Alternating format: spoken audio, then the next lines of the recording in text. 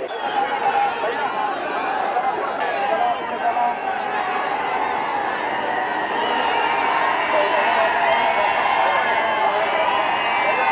जरांगे पाटील यांच्या मुंबईतल्या आझाद मैदान इथल्या आंदोलनाला मुंबई पोलिसांनी आता 1 दिवसाची परवानगी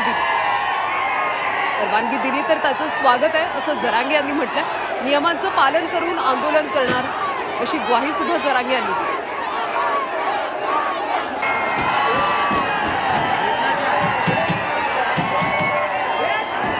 मुंबई पोलिसांनी अटी शर्तींसह आता आंदोलनाला परवानगी दिलेली आहे। एका दिवसाचीच परवानगी आहे। 5 वाहनं घेऊन येऊ शकता। 5000 लोकांना परवानगी देण्यात आलेली आहे। मी नियम पाळणार आहे, त्यामुळे नियम पाळून आंदोलन करणार असं मनोज जरांगे पाटील म्हणतात।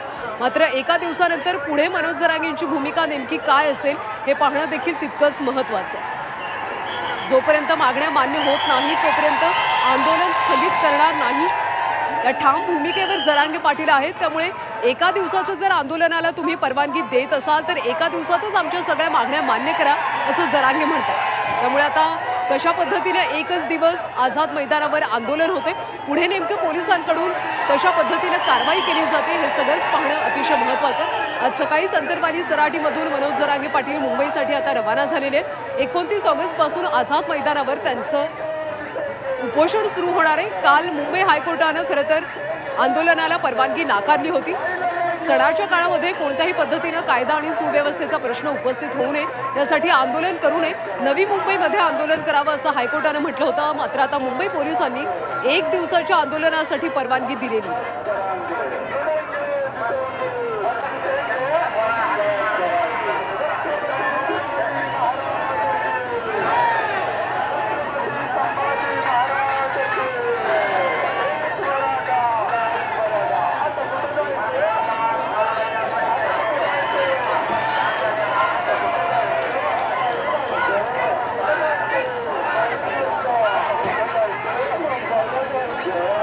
नियमांचं पालन करून मनोज जरांगे पाटील कशा पद्धतीने आंदोलन करतात हे पाहणं अतिशय महत्त्वाचं आहे।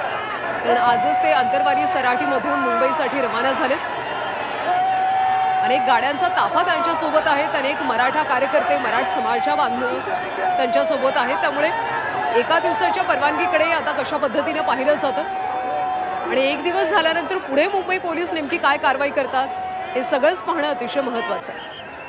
तर ज्या पद्धतीने ओबीसी नेत्यांनी यावर टीका केलेली आहे, सरकार झुंडशाहीला बळी पडतंय अशी टीका ओबीसी नेत्यांनी केलेली आहे।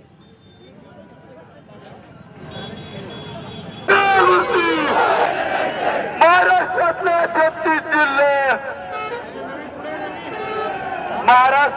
36 जिल्हे जरांगे पाटलांचे बाले किल्ले।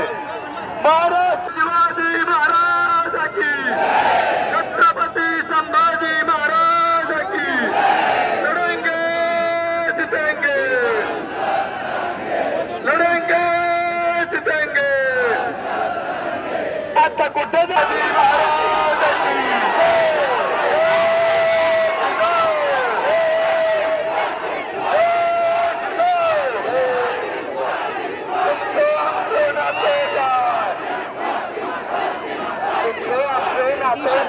मनोज जरांगे पाटील यांच्या आंदोलनाला आता 1 दिवसाची परवानगी मुंबई पोलिसांनी दिलीत। 5000 आंदोलकांना यामध्ये सहभागी होता येणार आहे। सोबत 5 वाहनांनाच फक्त आझाद मैदानात प्रवेश दिला जाणार आहे। नियमांचं पालन करून, अटी शर्तींचं पालन करून 1 दिवसाचं आंदोलन करावं असं मुंबई पोलिसांचं म्हणणं आहे। मात्र एका दिवसात सरकार मागण्या मान्य करणार का असा सवाल जरांगे पाटलांनी उपस्थित केला। दरम्यान या निर्णयावर ओबीसी नेत्यांनी सुद्धा सडकून टीका केलेली आहे। सरकार झुंडशाहीला बळी पडतंय असं ओबीसी नेत्यांचं म्हणणं आहे। त्यामुळे आता 29 ऑगस्टला आझाद मैदानात कशा पद्धतीने आंदोलन केलं जातं हे पाहावं लागेल।